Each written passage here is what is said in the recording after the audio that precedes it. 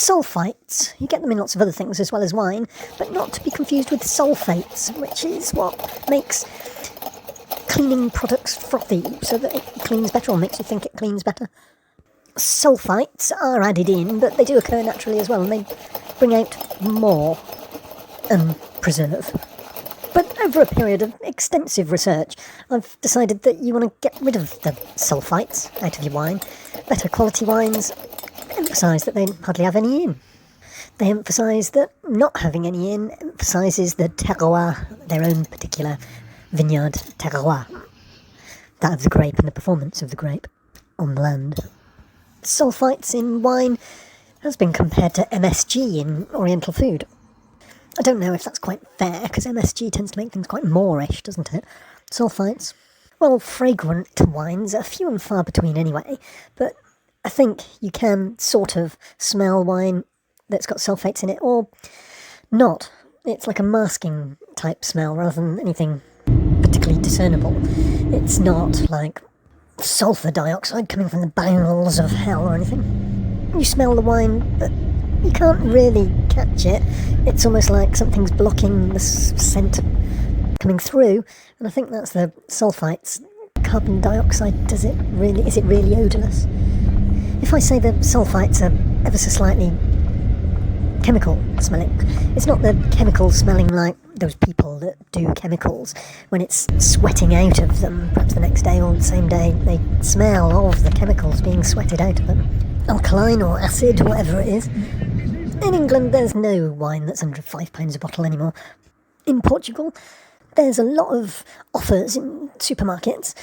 70% off, 50% off, 30% off for a few of them, but 70% off a bottle of €7.99 wine from the Douro Valley, for example. Or there's the full chorizo and crisps, nibbles to accompany your wine from the land of Don Quixote. Extremadura. Do you think that sulphites are going to preserve you in old age, the same as it does the wine? Nice thought, but unlikely. Do you think it might affect you the same as the old man losing his mind slowly, looked after by trusted Sancho Panza, that Don Quixote fella? You never know. You don't need them. Get rid of them out of your wine. It's not elegant. There are elegant rubbish solutions to oxygenate your wine. Fancy spirally things that put a few bubbles in, like those straws that you used to suck up your flavoured milk in the summer as a child. Perhaps just leaving it in the glass or in the bottle is an optimum time for letting your wine breathe. But it's not the same thing. It doesn't really get rid of the sulphites industriously. 1% of 1% get allergies to sulphites. But who's telling who what happens could easily be much higher and reported. It's not doing anything. It's not like nitrous oxide. It's laughing gas or something. It is controlled. But is the food industry that needs preservatives really going to hype? It's going to hide if its trusted go-to cost effectively hurts people or not. I found the Portuguese wines that I had for a similar sort of price to the French wines that I've had, and certainly the cheapest supermarket quality, not cheapest, but you know what I mean, the cheapest reasonable, had discernibly less sulphites in them. I didn't get well, I'll get to the point. I don't think I'm the 1% of the 1%, but I've had a lot of this one French wine brand that comes from a German supermarket. About £1.20 a bottle. There's the same brand wine in the same German supermarket in England for £5. Perhaps it's because I've had so much of it over recent years, and I thought it was perhaps because I was overeating, but it is almost like an asthma response, that you get so full, and I think because I've had so much of these sulphites, that I start wheezing of an evening, and it goes into the night. Now, you can get antihistamines. I haven't tried crushing up an antihistamine tablet and putting it in the wine.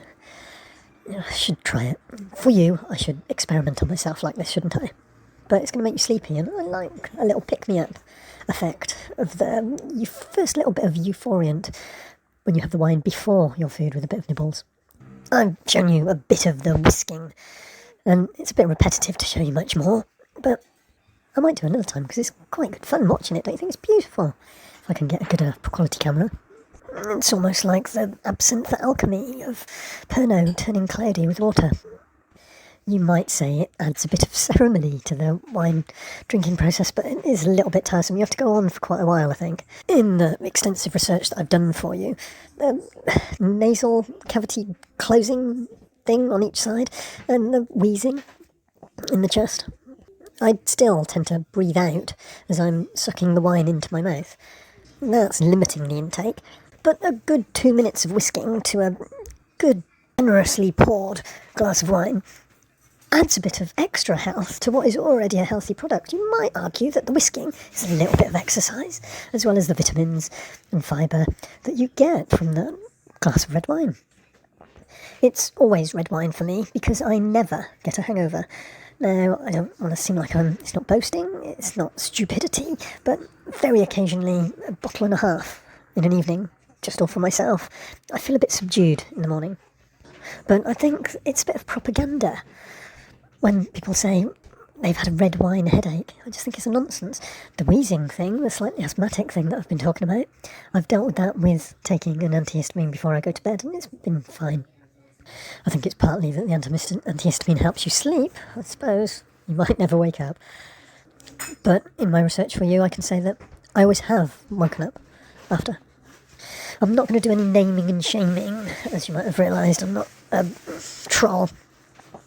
In Portugal, in the Douro Valley, port has always been a way of getting that little bit more out of the grapes. There's the mash on top. I do think adding the sulphates is possibly a way of getting a little bit more into the mass market that is losing money for French farmers, like wool for wool farmers, after that last mash, after the best has been drained off the oak vat. Don't be intimidated by snobby wino attitudes. Wine aficionado, they probably like to be called. You might look a bit daft whisking your wine, but it does so much more than filtering it through a gauze or something. And I've always had pleasant thoughts while I'm doing it. Just a simple wire whisk means that you can afford a wine, a nice wine, that you can then actually get more of a fragrance from, actually, rather than not being able to afford wine. As often, anyway. Give it a go. Oh, almost forgot. This is Campo Maior. The small towns and villages are definitely the best bits of inland Portugal. No one ever goes to inland Portugal. They go to the Algarve, Lisbon and Porto, and you're lucky if people stop off along the coast. It's not far from that Game of Thrones town Caceres. Even closer to Bamajos, is it? With obvious exceptions. The inland towns inclined to disappoint, I would almost say, but the villages can leave you quietly transfixed, wanting to spend the time there. But you'll need a designated driver. Today has been a little plea to go SO2 free. A how-to video on how to drink wine. Don't get contaminated with his tannins. Give it some head. Don't give histamines the chance to get up your sinuses. Most fruit juices have it as well, but you drink those in smaller quantities, don't you?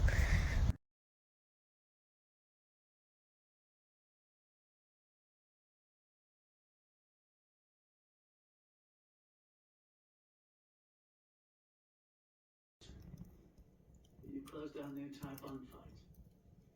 It's temporary.